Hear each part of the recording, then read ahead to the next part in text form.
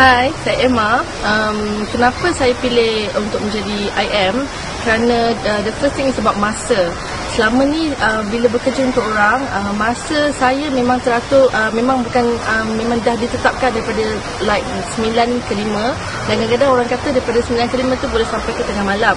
So memang tak ada masa untuk diri sendiri. Itu yang membuatkan saya rasa apa pekerjaan yang paling elok untuk saya buat supaya dapat mengatur sekiranya tiba-tiba saya perlu keluar ambil cuti, ada emergency. Dan yang paling penting, kalau perempuan ni kalau boleh dia nak spend masa dengan kawan-kawan, kalau boleh pergi shopping, pergi spa, itu semua tak ada masa. Jadi I nak create that moment. So sekarang ni insya-Allah memang alhamdulillah boleh buat create moment tu ikut masa yang saya tetapkan. Sebab menjadi IM boleh, you boleh buat daripada mana-mana sahaja. You boleh buat dekat rumah, asalkan ada online, you ada laptop, atau sekarang ni yang upgraded version, you ada tablet.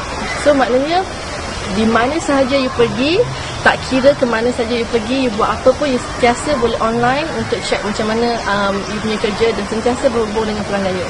Itu kelebihan IM.